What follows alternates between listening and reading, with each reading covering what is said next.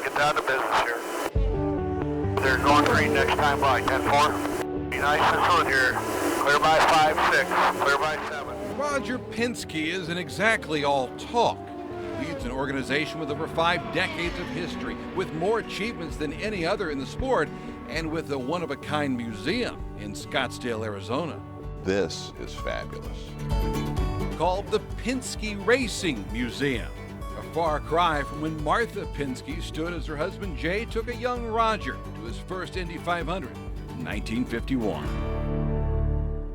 You ever wonder, if that doesn't happen, does any of this happen? Well, I guess, it's like any other boy when he's 14 years old and your dad is trying to take you to do something to keep you out of trouble. I guess he took me to Indianapolis, and quite honestly, I got into trouble, didn't I? Well, It was the reverse. Yeah. Look when it started. And Roger was hooked. But first as a driver, and a successful one. He had some 40 victories at the most famous tracks in the U.S. and named the North American Driver of the Year in 1962. But 3 years later, he was forced to turn down an offer to test a Clint Bronner car at Indianapolis, while he pursued another goal of owning a car dealership in Philadelphia. more important was the fact my dad was retired at that point, and I needed $50,000 to help, buy the dealership. And I remember going to Pittsburgh with him. We drove to Pittsburgh, and he took that money out of his savings account. He said, "Look, if we lose it, I'll go back to work." So I had a pretty, that was a time in my life where I had to realize I was committed to what I had to do, so there was no more racing. You don't look back and regret that decision at all? No, I think that Mario Andretti, who took the test and said to me, he's had a great career. There's no question. And You're saying it worked out well for both of you then? I would say that both of us ended up in the right spot. The cars look pretty much The museum personifies the Penske pursuit, from the speedway bricks leading to the two-story showroom to a treasure trove inside, including the 1979 IROC Camaro that Mario drove and a white Porsche RSR driven by Mark Donohue. This is an amazing car. This was the first car in IROC. Yeah. It was the one that won the first race. And guess what? A couple of weeks ago at Amelia Island, a car just like that went for $2.5 million. So this might be take care of my grandkids for a while if I sell that. So pretty special car. Hang on to that. He's also hanging on to this gallery, gushing with Indy winners and others. This is the car, the PC5. Like Tom Sneva's 200-mile-an-hour record breaker from 1977, and this Rick Mears machine from 1982. This is one of my favorite car. This was the one that really changed the world with the under tray. This was the one that finished second, unfortunately, to Gordon Johncock. But guess what? We went to Pocono and we blew him off. So it's got a special place, in my life for sure. The only thing stock in this haul comes from his stock cars. These Penske cars were something. These rocket ships come from the day when championships were homemade. We had the benefit, for many years of building our own cars, and we just didn't buy something off the shelf. Is it harder now because everyone essentially has the same equipment? Well, there's no question. You start with the same 7-iron. It just depends how you hold it and how you swing it, I guess, but and who's swinging it. Yeah. But Penske knew early, Indy wasn't a hole-in-one. He first arrived as a car owner in 1969. We realized it was going to take a complete team effort, and the job probably wouldn't be done for at least 3 years. In fact, it was his fourth 500 when he won with the late Mark Donohue.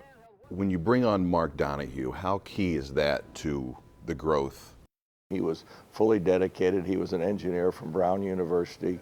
He wanted to race. He was technically very savvy. And we just came together. It's almost like a family. Do you feel like you have a good eye for talent in racing? I mean, you think of the drivers that have driven for him. My goodness, it's a who's who. Well, I think that, drivers make teams, teams make drivers.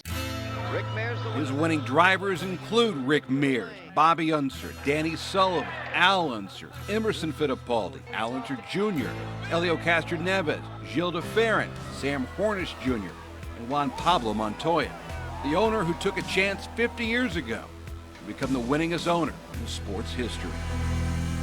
What was plan B if that didn't work out?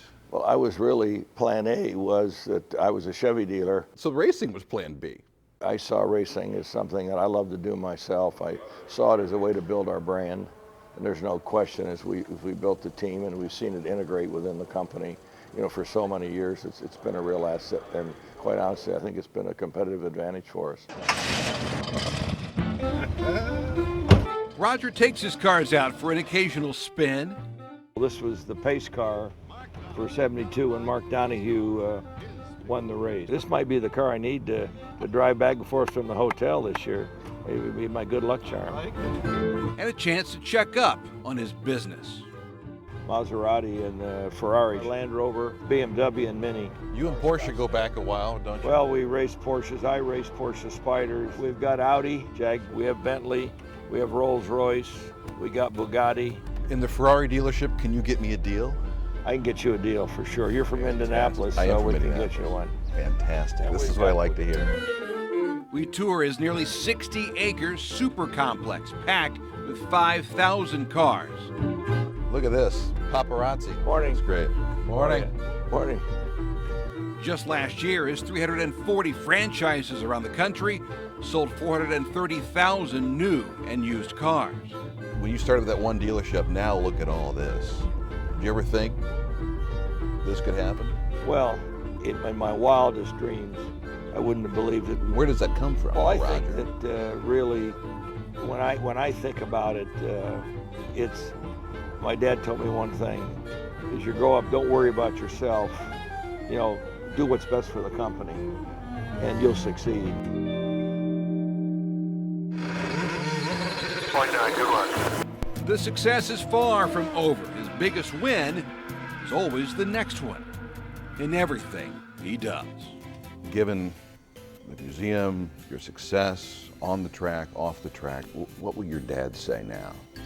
Well, I think when he sees what we've done here, you know, I've tried to provide an environment where people can fail in some cases, and also cases where they can succeed. And I think that's the kind of person he was.